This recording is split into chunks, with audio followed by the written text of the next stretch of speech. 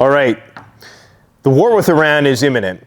So we need to talk about what are the risks for people who are outside the conflict zone. There are 5 levels of risk that we're going to talk about today, from the most trivial to the most severe. And we're going to base this on the DEFCON system. If you're familiar with that, that's the Strategic Combat Readiness Posture of the United States. So DEFCON 5 being amongst the most peaceful and the most stable of times. DEFCON 1 means nuclear war is imminent. Now, the risk levels that we're going to talk about are the most trivial, so that's going to be mostly related to economic stuff. The DEFCON 4 equivalent, that was the DEFCON 5. The DEFCON 4 is going to be cybersecurity risks. DEFCON 3 is going to be civil unrest. DEFCON 2 is going to be kinetic war and the awakening of various sleeper cells on the home front. And of course, DEFCON 5 would be the nuclear threat, not in the sense of full-blown nuclear war, because contrary to popular belief, a nuclear war breaking out in the Middle East will largely be regional, at least for the start. There is a potential for it to spill over, but I'm always surprised by how worried people are about nuclear war starting in the Middle East versus starting between Russia and the United States. Okay, that's the real, or China for that matter. Those are the real theaters of conflict where you could see mutually assured destructive spillover. In the Middle East, it's largely going to be Iran and Israel. Go and watch our videos over at the Prepper News if you want to keep up to speed on what is going on with that. Now, among the most trivial of risks, we're talking DEFCON 5 stuff. Stuff that you really probably don't have to lose sleep over. These are going to be things like oil price hikes. Now, is it going to make life more difficult? Absolutely. It's going to create all kinds of economic turbulence. You're going to have higher gas prices. There's going to be higher energy costs. Inflation is likely going to go through the roof because that's strongly correlated with the price of oil. You're likely going to see that impact U.S. fiscal policy. So you're going to see monetary tightening. We could potentially see stagflation. You're going to potentially see the markets crash. That's definitely overdue because the markets, of course, are more overvalued than they ever have been in history, despite everything that is going on. And you might see some shipping delays due to the logistical choke points, especially over there in the Middle East, and the knock-on effects of that throughout the world. There will be repercussions for the global supply chain. So these, although they're very significant, although a market crash is significant and oil price hikes are significant, they're still, in the grand scheme of things, nothing you need to have a bug-out bag at the door for.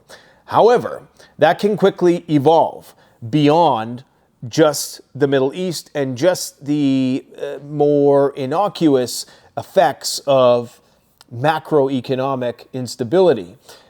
The next level of threats are going to be cybersecurity threats because, well, at least at the current time, Iran itself might not pose a kinetic risk, but we'll get into that. That's DEFCON 2. There is a possibility for sleeper cell activation. But for the time being, one of the biggest risks is going to be cybersecurity based. Simply because there are plausible deniabilities around using cyber weapons. So because hurting Iran effectively hurts Russia and China as well, we can expect some sort of indirect retaliation, and that could be in the form of a major cyber attack. Now, if you're wondering what the fuss is about cyber attacks, it's something that should absolutely be taken seriously. There was a cyber attack that recently occurred in the UK. It was a retailer, I believe, and I think their systems are still coming back online after several months. So these are things that could be relatively benign and short-lived, or they can be enduring and widespread. We're talking about effects on the banking system, on the power grid, on the internet, okay? There could be a hack that took down the internet. Denial of service attacks could take down individual websites or services.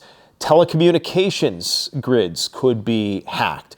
All kinds of critical digital infrastructure are susceptible and vulnerable to these types of cyber attacks. Hospitals, emergency services, any civilian life support system could potentially be a target here, even the water treatment system. Of course, everything is networked, everything is exposed, and the attack surface is broadening as there are more Internet of Things devices connected to these various facilities. Of course, the stock market itself could be the victim of a cyber attack. Any continuity architecture and infrastructure could be impacted by cyber attack. So digital hygiene is very important. In fact, there was just this past few days a leak of 16 billion passwords that were leaked. Now, I don't know, that's obviously there's more people. That's more than there is people in the world. So presumably they got a basket of passwords from individuals. So, that's still a lot of passwords, likely a couple 100 million people in one of the biggest leaks in history. So just making sure you're practicing digital hygiene at this point in time, and you're hedging with cash. That's one of the main things you hedge a cyber attack with, is going to be cash. And just once again, making sure that you don't put all your eggs into one basket, right? So you could potentially see disruptions in point of sale systems in retail, which of course, if companies are dependent on that for their just-in-time delivery systems, that could complicate things a lot. So that could result in shortages of various supplies. Of course, there have been attacks on critical infrastructure before, pipeline attacks that can actually lead to kinetic effects like explosions. Social media and TV are going to be vulnerable to these sorts of things. So the integrity of the information you're receiving will be compromised. And of course, in the age of deepfakes and artificial intelligence, it's very easy to fabricate stuff. We're already starting to see a lot of this happen with the war in Israel, where some of the footage that you're seeing is being embellished. There's some truth to it, but it's also being embellished, exaggerating the damage to certain regions, or minimizing the damage to others. And this also, with respect to cybersecurity, you're looking at issues with shipping, you're looking at issues with the various ports, rail, all kinds of transportation.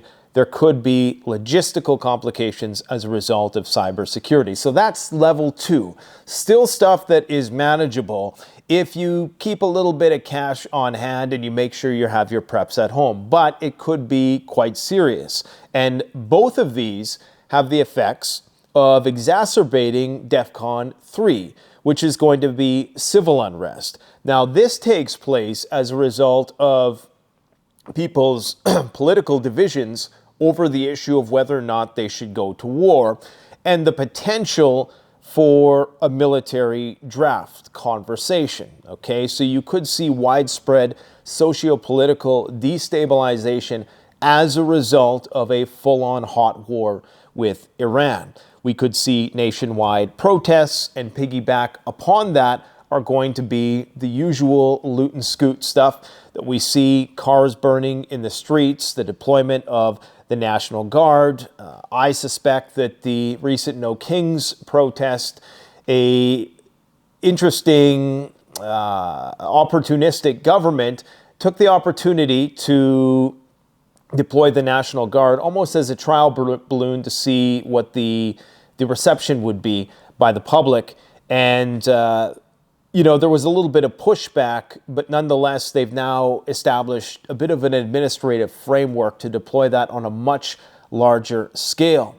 So we could see mass mobilization events in response to any major bombardment of Iran by the U.S. government. This could lead to socioeconomic immiseration. You're going to, of course, have the impacts of the potential cybersecurity threats, and of course the economic impacts of higher oil prices, all fueling these fires of social unrest. You're also going to have attempts by our adversaries to subvert these protests and inflame them even more. We've seen that several times throughout the past. And of course, if the war spreads, and I mean really spreads to the point where they're talking about boots on the ground, which is likely inevitable in some capacity, then you're likely going to see a conversation about compulsory mobilization. And when that happens, when you start talking about the military draft, that's when you're going to get a lot of potential pushback, because you're going to have one side who is going to be having a rally around the flag moment, and another side who's going to be deemed non-patriotic because they're not supporting the war effort, or they're not supporting the troops. That whole "you better support the troops" propaganda, right? Regardless of what they're doing, whether or not what they're doing is justified. So there's going to be all kinds of patriotic invocations, rally around the flag moments in order to galvanize the population for war, contrasted with this mass mobilization and protests. So it's going to lead to a political divide. In addition to that, if the war continues to heat up, you're also going to see immigration, refugee issues. Where are all these people going to go? They're going to go to Europe, and then there's going to be, the same thing that you've seen over the past few years in the wake of the Syrian refugee crisis, and people just losing their minds because they can't adjust to society. And we all know how the story goes. So that kind of is a segue into DEFCON 2, which is going to be kinetic war starting on the home front. Now, these are the type of asymmetrical attacks that you really do feel. However, cybersecurity threats could still cause widespread disruption. Okay, so even though that's DEFCON 4, the only reason why this is DEFCON 2, because this implies that things have gone really, really hot. If they're activating sleeper cells and they're doing damage to our power grid or to our supply chain, they're doing assassinations, they're doing terrorist attacks, then that is something that really starts to hit home. And it's something that you would see when the war was starting to expand beyond the borders. Now, all of this presumes that, nukes don't fly, and Iran doesn't have the capability to launch a nuke at the United States. The demonstration that they just did of a 2-stage rocket indicates that they may very well have that capability, although I highly doubt that they would do that, because that would mean their instant vaporization.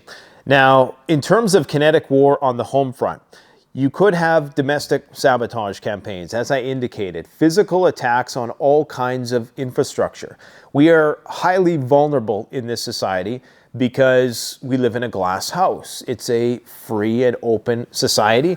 There's people of all different multicultural walks of life. It's almost impossible to try to single somebody out without, calling into question issues of profiling and things of that nature. So it gets incredibly complicated in order to manage in a similar way that an authoritarian society might, a society that is, at least in theory, liberal, okay, in the most philosophical sense of the word. As I indicated, targeted assassinations is something else that we could potentially see. Supply chain sabotage, poisoning water, biological warfare. We could see, just infiltration of various aspects of society and making changes.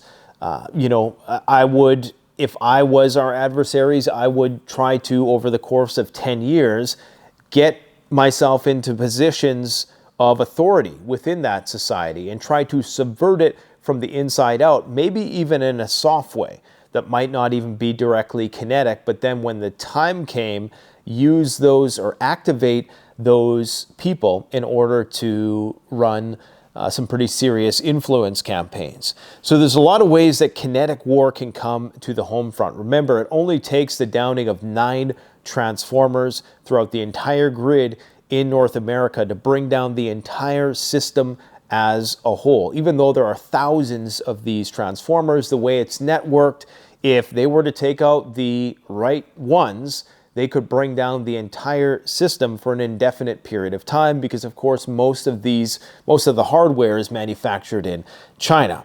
Now, DEFCON 1, okay, the most serious of DEFCON levels. This is what happens when the massive ordnance penetrator doesn't work on the Fordow nuclear facility, or Trump decides that he's not going to utilize that option. So the Israelis opt for their only option that could potentially work, and that is the use of tactical nuclear weapons. Today, we're interviewing an expert on that particular issue over at the Prepper News channel. I would encourage you to go and check that out. But this is going to be largely regionalized to the Middle East, right? Unless the Russians and the Chinese get involved. You're going to have some ramifications in terms of perhaps normalizing the use of tactical nukes, which may have spillover effects into the Russia-Ukraine conflict, because then Russia may be more prone to utilize a nuke if the ice has already been broken. So it's just going to lead to instability. Most of all, it's probably going to lead to panic. And there's a reason why the Doomsday plane is deployed right now for the first time since September 11th, 2001. And that really does say a lot, okay? They are most certainly, in my personal opinion, going to war. And it could happen. It could start any hour now. According to the great Seymour Hersh, he claims that the decision has been made and that they're going to start the war on the weekend, this weekend, and because Trump wants to have this bombing campaign done before the markets open on Mondays. Quite frankly, if a nuke went off, I expect that there would be a rapid market sell-off, and then if COVID is any indication of what might happen next, we might see the markets rally in the most absurd of ways thereafter. So you just never know. The markets are completely untethered from reality at this point in time. It's irrational exuberance to the maximum. Now, it does, like I said, increase the use of nuclear weapons elsewhere. In fact, most of the nuclear war films, be they Threads or The Day After, a lot of them start over a spat in the Middle East, okay? Typically around Syria, in fact. So we've passed Syria, but now we're, of course, into Iran, which is even more significant. And this, of course, does run the risk of electromagnetic pulse effects as well. Well, Iran could only cause benign and regional damage, limited damage to the United States using nuclear weapons. They could do more damage by utilizing that nuclear weapon for its electromagnetic pulse effects. Now, contrary to popular belief, one EMP, one nuke, is likely not going to black out the entirety of the continental United States, but I suspect that they would do it in one place on the East Coast or somewhere, and that in itself would cause great instability if all of those transformers were compromised. There's been estimates that, a very large percentage of the population could potentially perish simply as a result of there being no more electricity. Okay, if you don't have electricity, you can't grow food. It basically comes down to that. You can't grow food, you can't distribute food, and you can't administrate any sort of governance over a region if the lights aren't on, especially when there's billions and billions of people. Maybe, hundreds of years ago, when there was less than 1 billion people, you could do that, but not anymore. In these metropolitan beehives that we live in,